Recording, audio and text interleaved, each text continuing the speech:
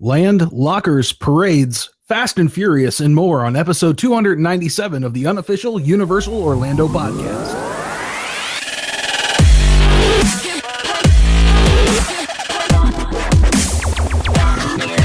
Hey, what's up? This is Darren, a.k.a. Dwayne The Rock Johnson, a.k.a. Hobbs, the new glue of the Fast and Furious franchise. Joining me, we've got Lee Malaby, a.k.a. Vin Diesel, a.k.a. Old News, Dominic Toretto, still a buster. What's up, yo? We've got Tracy Malaby as Michelle Rodriguez, a.k.a. Letty. What up, Letty? Yo. And we got Chris Zavala, a.k.a. Ludacris, a.k.a. Tay Parker. What's up, what's up? And you know, here at the UUOP, we don't have friends, we have family. Fan for life. That was brilliant. I had a panic there. I've got to say, my yo came out a bit deeper than I expected. Yo. That was appropriate for Michelle Rodriguez. That's okay then, okay. Yeah, that's about right. Yeah. Okay. Yeah. Phew. How's everybody doing today? Good. Yeah, all right. Good. Yep. And as of recording, Fast and Furious is officially open, huh? Yes. Yes, it has. People are experiencing the thrill ride of the summer. Oh, we will get there. We will. But first, let's continue on with that family tradition with those Producers Club birthdays. What a segue. We have 3 offerings this time around. So on April 29th, just getting in at the end of the month, we have God Piscalny. What? Yeah, I think that's how you pronounce his name. I would say so. Yes. So happy birthday, God. Happy birthday. Happy birthday. Happy birthday. And on May the 6th, we have Brittany Dwinell's birthday. Happy Brittany. birthday. Lovely Brittany. Happy birthday, Brittany. Happy birthday. Happy birthday, fellow Kitchen Challenge fairly. Yeah. And Back to the Future fan. I was going to say it's an elite club, but it's not actually. It's There's about, in our little club, there's about 15 or 16. yeah. Failies. He's not even trying. Yeah. Count as failing. Yeah. Yeah. And finally, on May the 7th, we have the lovely Chris Murray's birthday as well. So happy birthday, Happy- Chris. Happy birthday, Chris. So I hope you all have lovely days, and still nobody has sent us cake. No. Very disappointed. Yeah. Or we would distribute it amongst everyone equally. Yeah. It might take a while to get to you. Producers Club pins and that kind of thing. So 2 months later, a lovely 1/4 of a piece of cake. All right. Well, let's go on and talk about some new land that was recently acquired by Universal to add to all the other additional land that they've already acquired. I think they've got a good chunk of Orlando going now. I would say so. Yeah. To add to the 2 parcels of land Universal purchased in 2015 and 2017, they have now purchased even more land in the area of Sand Lake Road and Universal Boulevard. The purchased land is made up of several parcels around the previous purchased land along Universal Boulevard. So this kind of just expands the existing land out a little bit and connects it to some essential roads too as well. The original 2015 land purchase also included some legal issues. The land was sold by Universal a while back, but a clause in the contract stated that the new owner couldn't build a theme park on the land. Now that Universal repurchased the land and bought it back, that clause still stood. So they kind of got themselves there in a bind. But they settled with themselves in court, I guess. Take that. No, I think it was against the yeah. guy who owned it because he wanted that clause to stay in place. Exactly, Right. because he lost all that money by not opening his own theme park. Yeah. In the meantime, on those 12 tiny pieces of land, would have been a really awkward theme park. Built around a bomb site too. Well, that's all been settled in court, and Universal is free to do what they want, which is, at least, we expect it to be the creation of at least a 4th gate, if not a 4th and 5th gate, or 4th, 5th, and 6th gate, and a couple of resorts maybe. Yeah, Darren, I know you Cool. did a map thing, didn't you? Yeah. Showing how much land do they actually own down there now? It's a decent chunk. A lot. The size of this land is basically double the size of the current Universal property. Wow. So, Nice. That's unbelievable. It is when you look at how economical they've been with that space as it is now, what the hell they can fit on that is realistically at least 2 gates. Yeah. At least. Yeah. Plus potentially another water park, plus another 6 hotels. Yeah.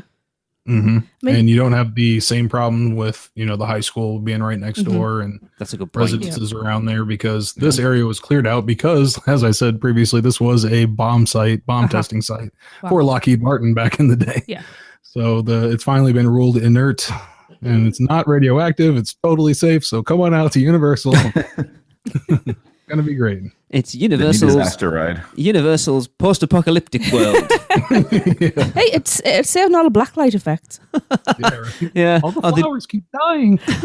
that's where they need to bring need to build the new Springfield. Yeah. Because you'll have right. real blinkies in the river. Yeah. Darren, was any of this new land attached to like where Kid Zone is at? No, actually, when I was first looking at it, I thought that there was a connection there between the two, but no, this is completely separate. This is like across the street and over by International Boulevard, so Okay. it's pretty far off. Yeah. I thought it maybe still they is would use some of connected that to like build Nintendo Land, but yeah, well, it's still connected to Universal. I think what we're going to see, from rumors I've heard anyways, is maybe Pokemon going into the Universal Studios proper, and then the whole Nintendo Land going to the new park. Which makes sense. Yeah. yeah. That's from what I've heard as recently, and Pokemon's a good franchise to get in there and get going as soon as Absolutely. possible. Yeah. What were you going to Yeah. say? I was going to say, I mean, it could be that they don't have any plans for the land at the moment, but how often do parcels of land come up? So let's just buy Especially it because close to it, yeah. they've got potential Yeah. to expand that. And if they don't, usually you sit on property for a few years and it increases in value. So, I have absolutely no doubt in my mind that they have plans 10, Oh, 20, yeah. 30 years in the future. Yeah. Oh yeah. Yes. There also very recently a lot of job postings have come up about Yes. creative people that they need over at Universal. So, yeah. Who knows? They even got some more lands that they're looking to buy anyways to make some kind of, connection somewhere. Yeah. Yeah, right now basically their route between the two is Universal Boulevard. It connects the two properties together, but there's a lot in between it and a lot of traffic. So they are going to have to come up with some other way to get people back and forth without having to worry about traffic there. Unless they're allowed to put in a dedicated Universal bus lane between the two. True. Because if you think I can't believe I'm going to say this, the Endless Summer Resort slap bang in the middle of the two as well. Yes. It's true. I have to call it by its real name. So it's perfect. People going from one to the other, those two off-site hotels are literally in the cross point going between the two resorts. So I think for me, the biggest thing isn't necessarily what they're going to put in there. It's what they're going to call it. How they're going to play that second, whatever they build down there, you would expect it's going to be a resort rather than just a theme park. What they'll actually call it. Well, they'll probably just open the dictionary at two random spaces again and just put two words together. Fearless Winter. There we go, that'll do. It's just interesting because they're obviously going to want to differentiate it from Universal Orlando Resort, but also tie it into that, Yeah. but not Yeah. be confusing between the two. It's going to be quite interesting, and I just hope, Darren, I know you kind of brought it up a couple of weeks ago, talking about the Endless Summer Resort with the Universal Escape thing. I just hope they've learned from that mistake. Yeah, I hope so. We'll see. But yeah, it just makes it's exciting. It's, it means we've got another 5 or 10 years crap to talk about. Yeah. Yeah, definitely. And if the rumors are true of what's going in there, with a Nintendo Land, Lost World, like a dedicated area with that. Yep. And possibly a resort attached, that would be pretty awesome. So Yeah, Lord of the Rings seems to be doing the rounds again. Yeah, that's gained momentum again, hasn't it? Yeah. It will be very I wouldn't surprise me interesting. if you saw like another shopping, like City Walk type Yeah. place. Oh, Well, yeah. 'cause it would make sense. yeah, definitely. Yeah, I think they'd have to because otherwise they'd... And all that land? Yeah, absolutely. Because they'd want to keep people away from iDrive, really. Mm-hmm. Oh, and how good they've been doing with the restaurants there. It'd be awesome to see what they can put up with a whole new City Walk to fill up. So Definitely. very cool. Yes. All right. Well, let's go on over to Chris to tell us about some portable locker patents that Universal put out. Yeah, everybody's been asking. I'm here to tell you. It's got the scoop. Yeah. So one of the biggest challenges for many Universal Orlando visitors is tackling the lockers, especially inside the Wizarding World of Harry Potter, where we all know how awesome it is to go in and out of those lockers. Well, Universal has filed a patent for portable personal lockers.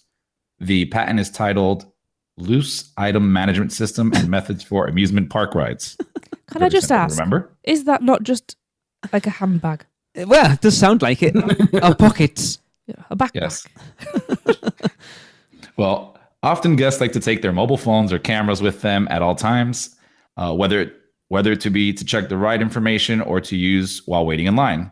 However, at Universal Orlando, for example, guests are required to store bags and other belongings in lockers before certain rides to avoid losing them or injuring others. A recently filed patent named Loose Item Management System and Method for Amusement Park Rides looks to resolve that. Once a loose item is out of the rider's control during a ride, the loose item may be lost. It may be damaged, or it may cause damage to equipment, and so on. The patent states, one solution would be a, quote, portable locker equipped with a wireless lock. The pouch would include a zipper and a physical lock, or in one example, riders would be able to lock and unlock the pouch using a finger pad. Riders would then be able to attach pouches to the ride via a hooking mechanism and add them to the transport system. The system would transport pouches from a loading station to an unloading station for pickup at the end of the ride. Another solution is a wearable pouch that could be worn around the waist or chest. Ingenious. Is that just not a fanny pack, as you guys call them? It is now recognized that there is a need for an improved loose item store system that allows guests to have control of their loose items during the operations of amusement park ride, the patent states. Universal also notes in the patent that the lockers are expensive and take up valuable space within the amusement park. So that is a they good are point, reinventing actually. the bag. Yeah. It's that weird transportation system one that they're going to put like a whole... It's effective. I've read some bits about and listened to the guys on Coaster Radio talked about, and effectively it would be another track that runs alongside whatever ride you're on, carrying your crap. And it's like... Does that I not hope they have seem a good experience too? You know, like I want And it was called what? what Loose Item Management System. So for limbs. amusement? Oh no, it was a whole. Yeah, it's loose item management system and methods for amusement park rides. So limbs and muscles. very easy acronym. Yes. I don't know why you're having trouble right now. Because I'm like, my head's going off, so I'm like thinking loose limbs, and it's just like, this is just crazy. Like, to put this into context, I remember the first twice we came out to Orlando, and riding most of the rides with our stuff.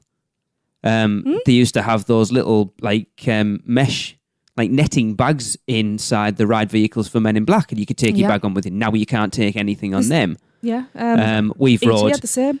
We were the proper British tourists coming over back in 2004, 2005. We had fanny packs and we rode everything with them on. The Hulk, Dragon Challenge, there wasn't anything at that point that you couldn't wear one of those on. And I understand why they've changed it because of the injuries that happened on Dragon Challenge a few years back, but there's got to be another solution.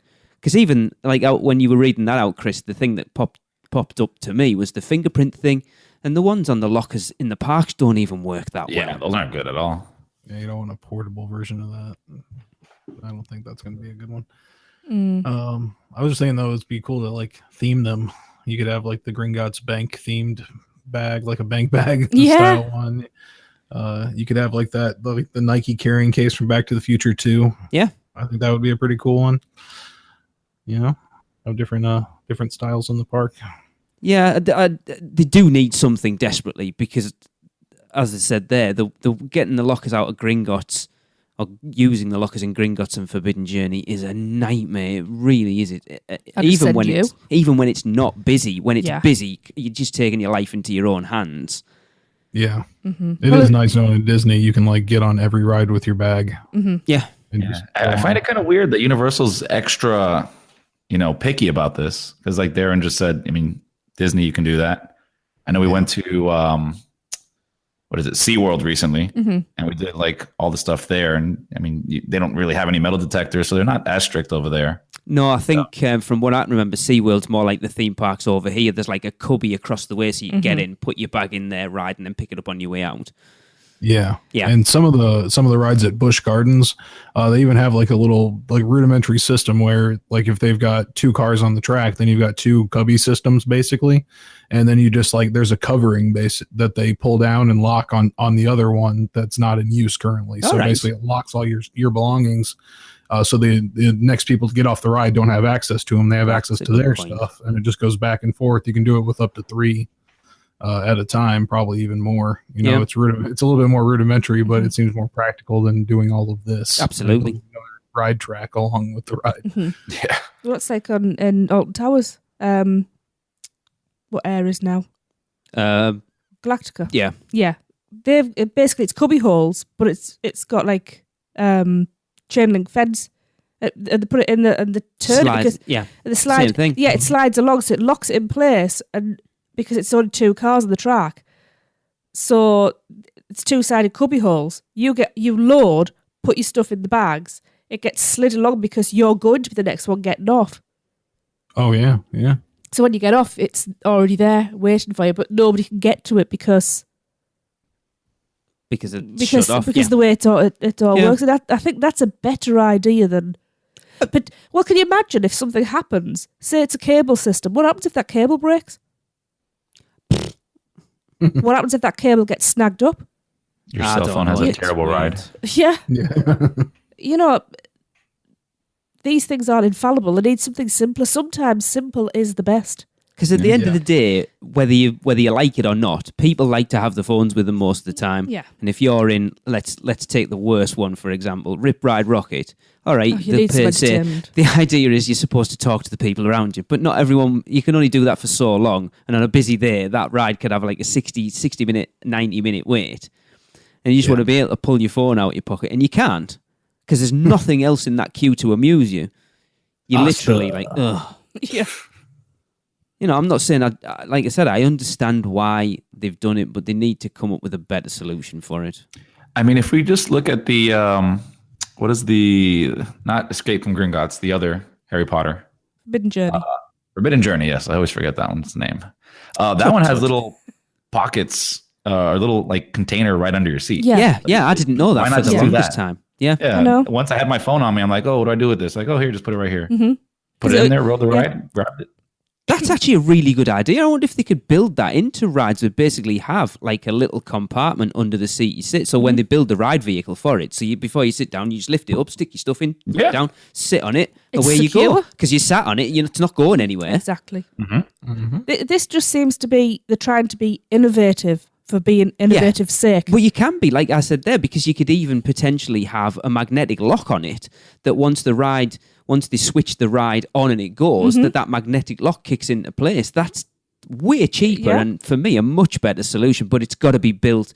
This potentially can be built. It can be retrofitted, whereas that's got to be built while the ride vehicles are being built.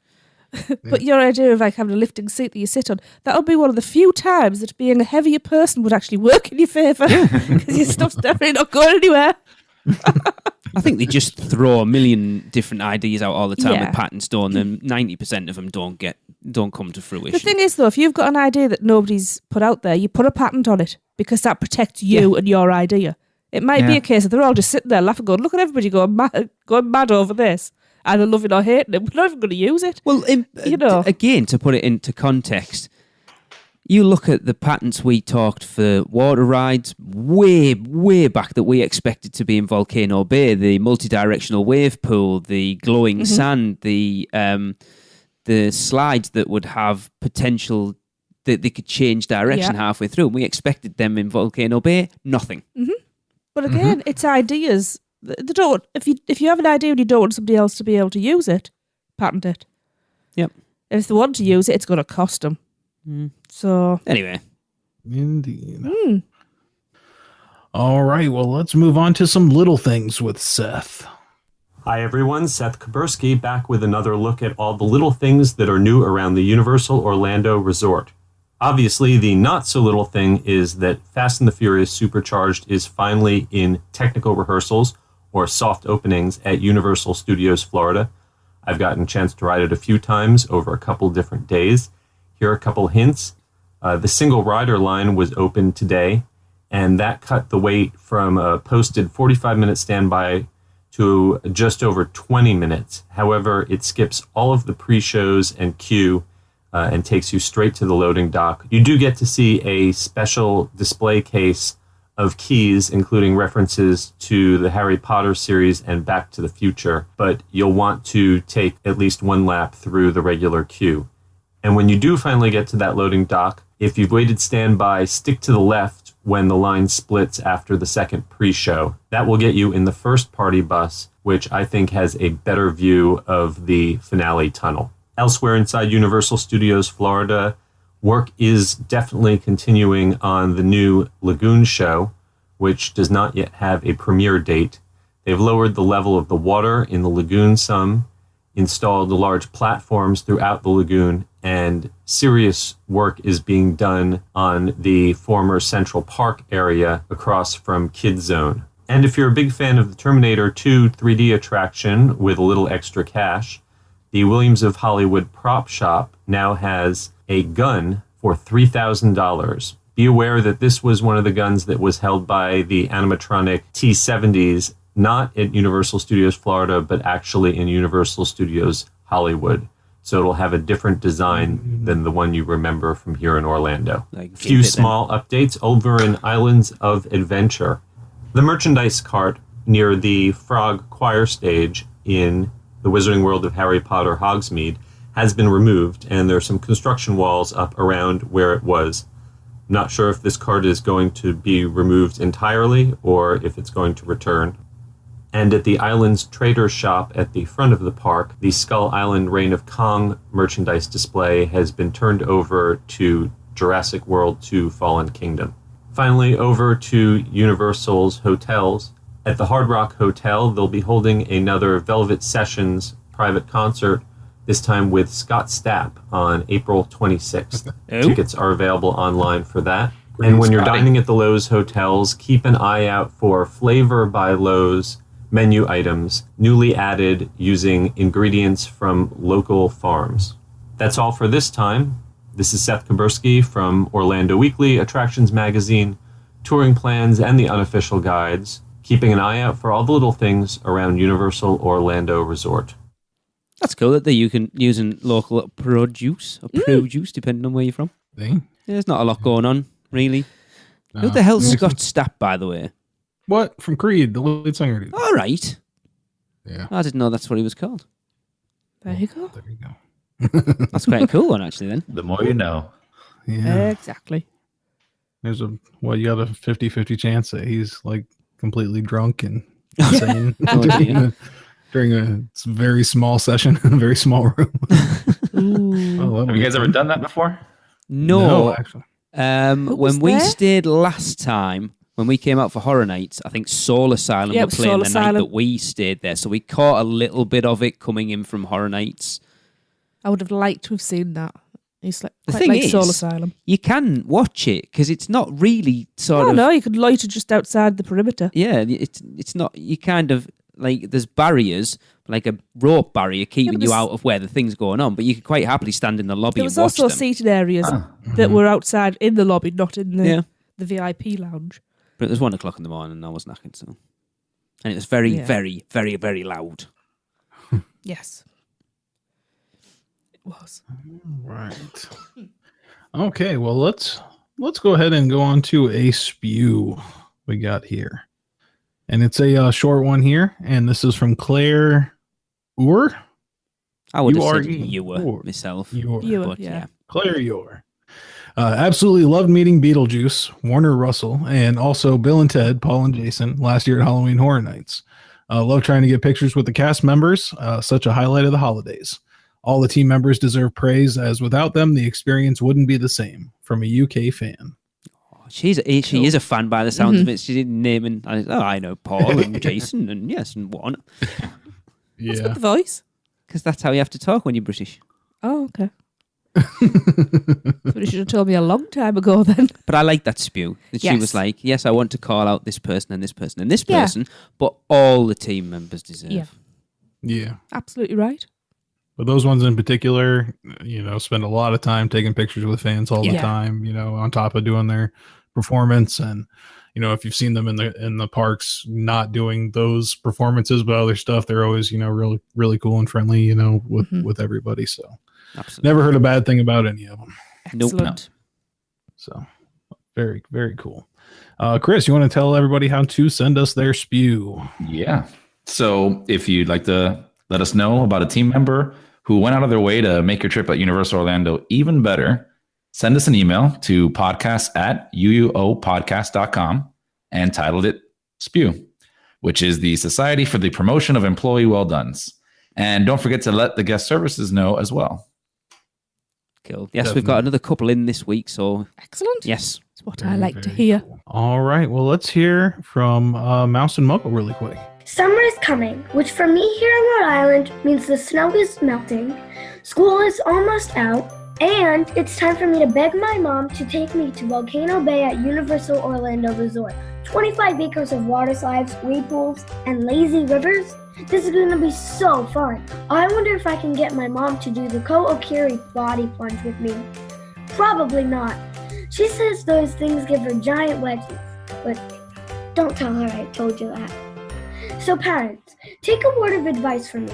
Don't make your kids beg, just book it.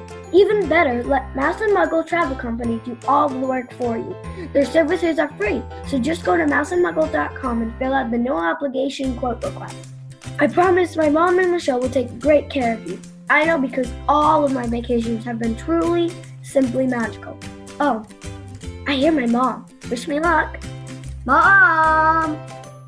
All right, welcome back, and let's go over to Tracy to tell us about this awesome new Universal Studios Japan parade that I'm very jealous about. Yes, I think we can all be very envious of it. Yeah. Yeah, we don't normally cover Japan, but I thought I had to put this in because it looks amazing. Please send money so we can go. Oh, it sounds amazing. So yes, a couple of weeks ago, Universal Studios Japan showed an ad and concept art for their new nighttime parade, and it looks amazing. It really does. It's the kind of thing that actually turns you into a little 5-year-old at Christmas when you see all the ads on the telly. Now, the parade will feature floats from Harry Potter, Transformers, Jurassic World, and Minions. So, Andy's like, I need to go to Japan. Sorry, absolutely. Andy. He's booking his ticket as we speak. for the But he'd be Oscar. torn though, won't he? Because it's like Jurassic World, Minions. Yeah, but the dinosaurs might eat the Minions, Oh, you know. So, Oh, you know, there you go. there's always hope, Andy. Now, it will also feature state-of-the-art projection mapping, which the technique is Parade X projection mapping, which means nothing to me. oh, me. So, but now you know. Now, this projection mapping technique is described as watch as buildings along the parade route change one after another using projection mapping, matching the dynamic movements of the floats. Synchronized to the changes are music and lights meticulously matched using newly developed show orchestration technology developed by Universal Studios Japan. Experience the extreme realism and be taken to the heart of the story. And after what we have seen, it's Did you guys watch the video on the Stunning. website of the parade? Yeah. Oh my god. The Japan one? Yes. No, not yet. need Oh, to. Chris, Oh wow! it looks unbelievable. Oh, I have to check it out. Just what projection mapping on the wall while these things are going by just Yeah. sounds so cool. Yeah. It's mind blowing. Indeed. It's yeah. Is that the first time anybody's done that? Didn't Disney do it with Paint the Night at Disneyland, I think?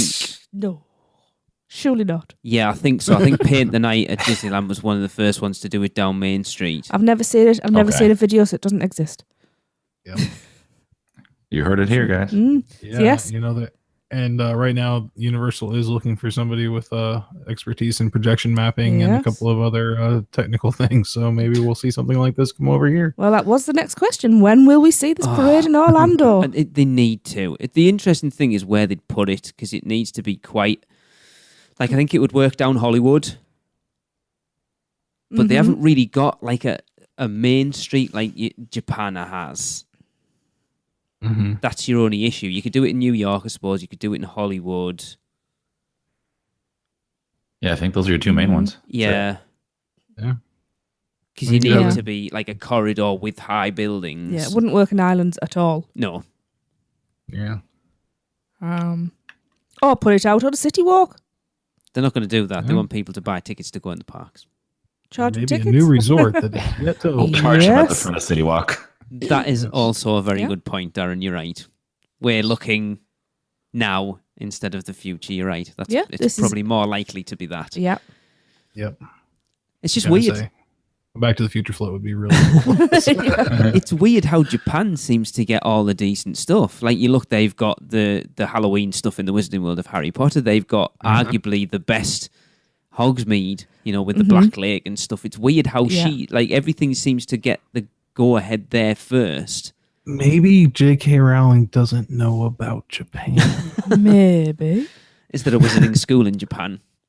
The invisible cloak is over the entire park. Maybe. Oh. They've made it unplottable against J.K. Rowling. Oh. But it does look stunning. It really does. Yeah. It really Looks does. really cool. Yep. Yeah. I really wish that was coming here instead of what recently opened. Let's talk about Fast and Furious. Oh, man. We're going to start Breaking with news. Breaking news today, Monday. Universal Orlando sprung a little surprise on us by officially announcing the Fast and Furious Supercharged was open. Woo! Wow. The new attraction at Universal Studios Florida opened for team member previews on April 11th and a full technical rehearsal on April 14th. Even though the ride officially opened today, the media and VIP party premiere event is set for the evening of May 2nd. Our YouTuber vlogger, Kenneth, has ridden it a number of times, so it's over to him for his review. Get ready for this. If anyone remembers Kenneth's review of Kong when it first opened, Hello, UUOP. This is Kenneth from the UUOP vlog, your YouTube videographer here. And I'm here because I've gotten to ride Fast and Furious Supercharged a few times now. It's just started soft openings yesterday as of this recording. And so, yeah, here to share my thoughts. I'm trying to pick words that will not come across as too harsh or too mean. I'm looking at this from the perspective of if I were a fan of the Fast and Furious film franchise, and someone asked me, what would you design? What would be your dream ride based on this series? I think 0 out of 100 people would say that you should make a ride where you sit on a bus and you watch a motion simulator on both sides of that bus. That, to me, is the least Fast and Furious thing that you could do, and I don't understand. Well, okay, I do understand. I understand that this was taken from the backlot tour at Universal Studios Hollywood, much like King Kong. They have Kong 360 3D over there as part of their backlot tour, and so just like that, they took Fast and Furious Supercharged and they brought that over to this East Coast, gave it its own building, its own queue, made it its own attraction. The problem here is that Kong 360 3D has no story. So Universal Creative was able to bring that to Orlando and make up a new story that uses that original section as its climax. Fast and Furious Supercharged in Hollywood does have a story that is established throughout the entire backlot tour, from what I understand. And then it has a little pre-show section before you get into the 360 wraparound. So there is a story, there are definite characters, there is a definite story that's being told. So when you bring that over to Orlando, you have to bring that story with it. And they can't really add much to the ride to make it more fleshed out. So they pretty much didn't. They didn't really add much at all. Okay. All of that exposition is done really quickly at the very beginning. They do some of it in the line, but essentially you wait in a queue, which is pretty cool and has a lot of Easter eggs to not only all of the attractions that used to be in the space that Fast and Furious occupies now, but also Back to the Future and I think there's an Arthur Weasley reference in there. So like they put a lot of Easter eggs in there, and that's a lot of fun. The queue is well themed. I'm not a fan of the franchise. I didn't see much to be excited about, but it is well done. So you're in the queue, and you go through a few pre-shows with live team members, interacting with the characters from the movies via video conference calls. So you're getting 2 rooms of setup and exposition in your pre-shows, and then you get on the ride, and you basically have 2 more pre-shows because they bring what was on the original tram tour, and they bring that here. So on the tram tour, you don't have a pre-show in the line. It's all done on the tram. So you still have those pre-shows. So the ride is essentially 2 pre-show exposition scenes and then an action-packed chase through the streets of San Francisco in the case of Orlando. And then it's over. And there's no post-action scene like Kong has with the animatronic, or like most rides have, where after the action is over, you have a little wind down. You have Bill Weasley saying, well, hope you still want to open an account. You have that scene. You have the Minions... you have the anniversary party that Gru was throwing for the girls. It doesn't just end at the end of the biggest action. There's a little bit of like, all right, well, whew, that's over. This ride doesn't have that at all. It just ends. It's just over, and everyone in the vehicle says, what? That was it? They did nothing to add to this experience the way that Kong did, because they didn't have the freedom. The story was built in, and they can't add to it without having to do a lot of extra work.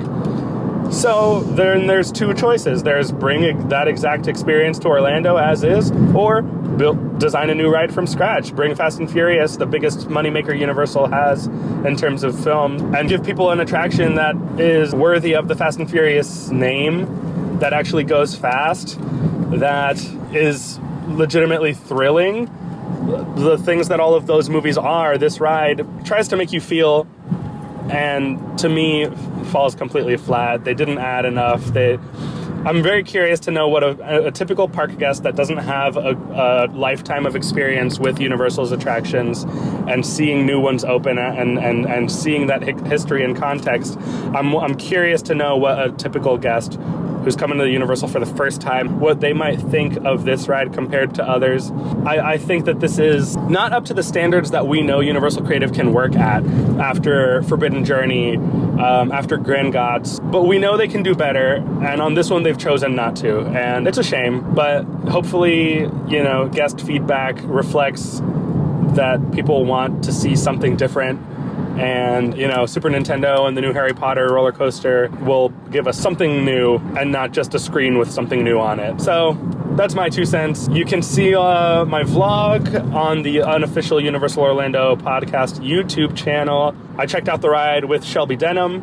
I'm looking forward to the next thing Universal opens, hoping that they do a little better. Have pride in your work, guys. Come on. Give us something great. We want to love it. We want to. Please. All right. See ya. It just sounds overwhelming. I mean, no, wait. Underwhelming. That's the one.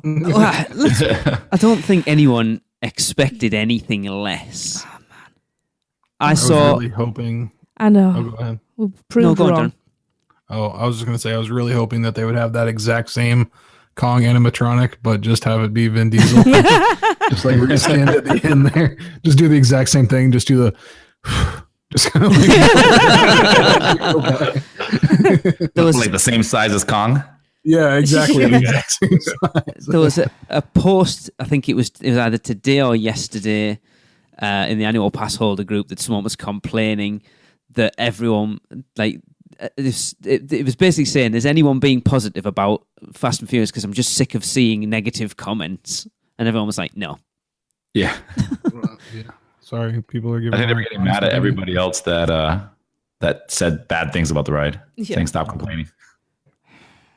It's just... So what I took from that then is it's not fast and people are furious. Hey! So 1 out of 2 ain't bad. I mean, we watched a YouTube video of it, and I thought it actually looked all right, to be honest. It's that terrible animation CGI garbage that they use. It's the same one that's on the Hogwarts Express. Like it doesn't look realistic. Yeah. I think it looks really bad personally.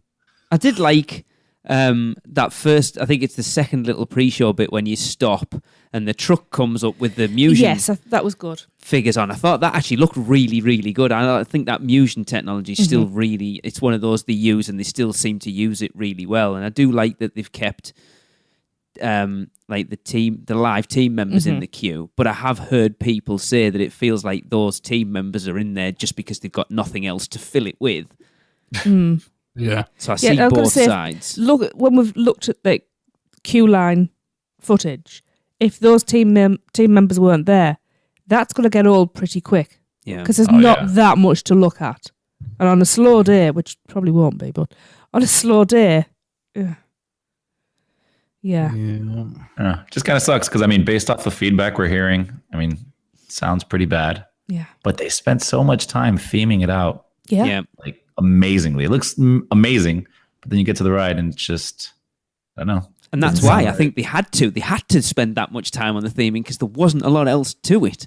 I wonder how they feel hearing this feedback. They must be pretty bummed themselves. It's difficult, like Kenneth said. They were kind of I mean, we haven't ridden Kong. We've watched the YouTube video of it. And I'm looking forward to it. The tunnel itself's pretty much the same as what's out in Hollywood, yeah. but they basically created a story around it. So the whole beginning section of it still ties in with that finale, like the 360 tunnel, and allowed them to expand on that. Whereas this seems like the section they've had to work with, that 360 tunnel, there was no way they could have expanded that like they did with Kong. I mean, they could have like, as you left the tunnel, they could have had like a projection of Paul Walker's car on the side, and you could have like looked to the side at him. Yeah, you know, like cool. Like in a movie, and just have him like flash out. That'd be nice. Just something at the end, anything. Yeah. I mean, that just seems like Put such a DeLorean in there. Yeah. Yeah, why not? Oh yeah, just turn it into like, just kidding, it's Ready Player One. Boom. Just go on to that race scene instead. Yeah. Yeah, it seems weird that it just stops. There is no wind down. Yeah, every ride has to have an end, and it sounds like it doesn't have one. No. Maybe they just thought people wouldn't notice. I've seen a lot of people complain. It's like, yeah, it's not great, but it's another ride. It's something new, but it took away 2 attractions to make it. Yeah, for something that's meh. Yeah, and 2 people eaters as well. Yeah. I'm glad they're voicing their opinion, because if we didn't say anything, we didn't give feedback to Universal, they would just say, okay, people are okay with it and keep on doing that. So, the problem is, how many of these people are just ranting in the Facebook group or to each other in forums and stuff? That's not going to do anything, because Universal will read it they'll have somebody reading those groups and just go, whatever. You know, as Seth always says, if you've got a complaint that you want to make about something, go to guest services, because that's the only way anything will get done. Yeah. But I mean, what are they going to do? They're not going to do anything with it now. They're not going to go, oh, you're right, sorry, it's crap. We'll take it down and build something else for you. Yeah. And the majority of people that go through there are just going to be saying, hey, cool, Fast and Furious people. All right. And think they got what they got out of it. Yeah. And it'll be fine. So that's just kind of the way it goes there with those. It's like you say, there's no disappointment because it's what everyone expected. Yeah. Chris, am I right in assuming, I think your good lady posted this, that you potentially will be riding it this weekend? Possibly, yeah. If we're there, yes, we will be riding that, which we are going so far. Now, please try and contain your excitement. My expectations are so high right now, I don't know what I'm going to do. Yeah. I'll need to record a review immediately afterwards. Yes. Capture all of your excitement. We don't want you to lose a moment of that. I agree. I'll wear my Toretto shirt. Yes. It's just, I mean, It's it was the disappointing. same They with could do Fallon. better. Everyone expected it to be crap, but you go in with that. I mean, again, we haven't ridden it, but just from people we've spoken to's reviews and stuff of it, it's not great. The queue itself's good, and then the ride's crap. I mean, the fact that they came out with a ticket that allows you to bypass the ride and just do the queue speaks volumes. No. It's worrying They me that really- this is a trend, though, that the last few things have been misses. Yeah, that's what I was going to say. The Yeah. last The last really innovative ride that they created there was Forbidden Journey. Yeah, I agree. Yeah. And that was, 18 years ago this year? That was 18 years ago. Yeah, Forbidden 2000. Journey's 18 years old. Sorry, 8 Wait, I was years going to old. say, Oh, it's like- God's Sorry. sake, man, do your maths. 8 years. What I'm hoping is they pledged a few years ago, didn't they, to spend whatever it was, was it 500 million every year and put an e-ticket attraction in every year. You could argue, I suppose, that they haven't put an e-ticket in, but what I'd like to think is that the cheaping out they've done by bringing, so the R&D for both of these rides, Kong and Fast and Furious, has already been done. Mm-hmm. So the only money that they're really pumping into it is to build the actual ride. Yeah. So what I'm hoping is that they're skimping a little bit on the money for attractions like Fallon and Kong and Fast and Furious, because they're going to eke a little bit out of that to pump into what's coming next. From what we're hearing, the Potter coaster that's replacing Dragon Challenge sounds like it's going to be unreal. And then beyond that, we haven't actually had anything announced of what's coming beyond that. Whatever's replacing T2. Which, that's all up in the air. Still Bourne seems to be the big one. And then obviously whatever Nintendo's going to be. So that's what I'm hoping, that they've cheaped out a little bit on these because they want to pump more money into what's coming in the future. Hopefully. Also, to that extent, I hope they're not just pumping money only into the Harry Potter rides, right? Because, I mean, the next one up is the Harry Potter coaster. Yeah. No, I agree with you, because not everybody's I'd a love Harry to Potter see some fan. really cool other rides as well. Yeah. Mm-hmm. I absolutely agree. Yeah, I think we've had conversations on the show a lot over the last 7 years about how Potter heavy the parks are, and I'm that doesn't bother me in the slightest. As a Harry Potter fan, you can put as much of it as you want. Yeah. But if you're not, then I could understand how it could be off-putting for people. Yeah. Can only take so much. Yep. Need something new. Yeah. And that is concentrating to like really big rides in one small area of the park. You know, people are going to be running back there anyways because they do when it opens to go to Forbidden Journey, and now you're going to put another like the second biggest attraction in that park now. Yeah, is going to be sitting right next to it, so kind of makes the park very lopsided, I'd say.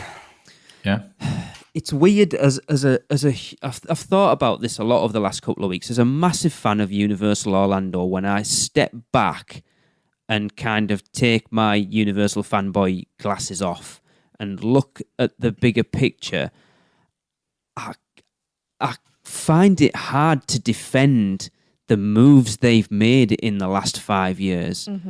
Yeah, it's difficult. You know, I'm immersed in it because we do the podcast and I'm constantly talking about it, and I still love the resort. But then, like I say, when you take a step back and look at it as a normal person who's visiting those parks, it's difficult. Like you just said, the last really innovative ride they did was Forbidden Journey. Yep. They've done nothing since. Gringotts, I like Gringotts, but it's not that next level which you would have expected. right. Yeah, definitely not. Fallon definitely isn't. yeah. And it sounds like this definitely is not as well. Kong, unfortunately, is not either because it is a 360 tunnel for the most part. Yeah. It's got some cool stuff around it, but you know that is the main part of the ride is that 360 tunnel that frequently has parts that don't work on there. So Really? well, yeah, if you get on there, there's a lot of times where the moving platform doesn't work, or there's just other little bits and bobs, or it doesn't go outside because of the weather. Yeah. That's Or the the screen weather. turns off while you're on it. Yeah, or that. I think the thing that the Islands of Adventure gets away with, it's not as screen heavy as the studios is. Yeah, it's got some outside. It's got some water attractions, that kind of thing. You've got Hulk, Doctor Doom, Storm Force, Jurassic Park. You've got a lot of other attractions where if you're in the studios, it's getting to the point where, like, actually think about it. How many non-screen-based major attractions are there in that park now? Yeah, I'm okay with them not being outside attractions because I do feel like with the studios, it feels like each ride should have a soundstage, and you're going into, a production. Yes. To me, and that's like why the Mummy works so well there, is because you're walking to that facade, you're walking into the production of the movie, and seeing all that behind the scenes stuff, and then going into the actual. It's like transforming into the Mummy as you go along. So it's pretty cool. Yeah. And the same with I Men in like Black. that. Yeah. And that saves you from having to do like insane, crazy theming on the outside. You can do your sound stage and do a simple theming out there, and then do the real theming on the inside, which is cool. And I like having that studio feel there still.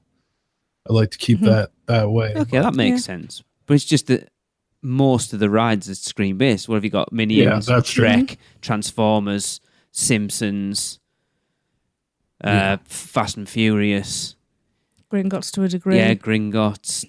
There's not really a lot in there. Hogwarts Express. I mean, I know you are physically moving, and it's just to entertain you while you're Rip moving. Ride Rocket, Mummy, Men in Black, and then Kid Zone and E.T., I suppose. Technically, the Mummy does have a screen. Yeah, but it's not. I would I'm class it pulling as a your leg. screen-based attraction, and it's sad that it's becoming that way. It is. Do you know what? They took out the best screen-based attraction. Back to the Future, yeah, totally. Terminator 2. That That's is true. the best screen ever. That is true. Literally it is. Yeah. Anyway, we'll save that for next week. Okay. All right. Well, then don't go to Fast and Furious, or go to Fast and Furious. I don't know. If you go, let us know what you think. Yeah. Sure. I would always say to anybody, go and try it. Don't take anybody else's word for it, because because someone else doesn't like it doesn't mean you won't. Exactly. Yeah. Exactly. Yeah, if That's you've never why been we on an have attraction flavors. like that, you might really like it. Exactly. Unless we tell you, then you won't like it. Yeah. Quite true, Chris. I think if you want to go and enjoy it, do it first. Mm-hmm. Because I think if you've had a day in the studios and you literally go through the park in order. By the time you hit that, you're just gonna be like, I'm done. Yeah, probably do Fallon first. I still think that one might be a little more underwhelming than this one, even. Yeah, this is what we need to do. We need to come up with a touring plan of the rides, not necessarily what times, but in what order to do the rides, so that you finish on a high. Yeah, so that you ride the worst one first, so then each one gets progressively better. Well, this is it. If you're going with your expectations of this might not be any good, it can only be better. Yeah. Or as There you expected, go. it can never be worse. That's very true. Lee complains and says I'm a very pessimistic and negative person. Actually, I'm not. I'm always looking for that silver lining by expecting everything to be crap. Yeah. So there. There you go. Yeah. All right, Tracy, I hear you have something more to tell us about the Voodoo Donut Challenge. Yes. Which voodoo do you do? I love that. We haven't got any yet. Well, I keep volunteering, but nobody keeps giving me any money. Yeah. So yes, if you are heading out to Universal Orlando soon, please don't forget to stop by Voodoo Donut. Test a few out. One of each if you really want to. We're not paying, by the way. And then record us a message letting us know which one is your favourite, because we've got this new debate going on. So what we need you to do is record an MP3 on your phone, email it to us at podcast@uuopodcast.com. I was going to say, should that be .com on the end? Because must fire the secretary. And we are really looking forward to tallying them up at the end of the year. And then we'll have an official favourite voodoo donut of the UUOP listeners. And I reckon what we need to do then is have a group meeting where everybody has the same donut and a big group photo with everybody with the donut That in the would air. be awesome, actually. Oh, yeah. I know Alicia's posted a picture of her favourite in the Producers Club. Alicia, I need a recording of that, please. Which was that? I'm not going to say because we need to. I did see somebody had put the one, suspense. and I was kind of going, I think you may be right. It does look like a nice one. It does. There's two that I'm really wanting. So that's one for each hand. Mm-hmm. Before we finish, though, there was something I meant to say at the top of the show. Okay. Now, I've been very remiss and not been on Twitter for quite some time Because you couldn't get logged in. because I couldn't remember my email address. I know what you're going to say I here. couldn't remember my password. See, I can't even remember words. Funny thing is, while we're recording, I've just had a little look on my laptop and I'm still logged in. Oh, So all the time, because I use my phone for everything. All the time I've been trying to get on my phone, getting frustrated. I could have just got on the laptop. So yes, we had a tweet, and I haven't actually responded yet because, as I say, I've only just found out I could have been on all this time. I responded to her. Kirsten at future Mrs. Yosick. I think we might be besties. We got a lovely tweet. I highly recommend listening to at UUO Podcast, which is the show Twitter account. If you love at Universal All and miss it when you're away. Plus Tracy is hilarious and my favourite, so you could just listen for her. I agree. I like Tracy too. So Can't argue with that one. So I just wanted to say thank you for that, because obviously I haven't responded. I didn't want to. I said don't tell her that, or it'll get. I know. I saw that. I saw that. You know that. Yeah, that's where that bruise came from in your sleep. I didn't want you to think I hadn't seen it, and I hadn't because I haven't responded, and I appreciate it very much. So thank you. Indeed. Yes. Tell your friends. Yes. Yes. Yes. Yes. Tell your friends that I'm the funny one. That's it. And with that is going to do it for episode 5 million of the Unofficial the Unofficial Universal Orlando podcast. And I'll have the tuna, no crust.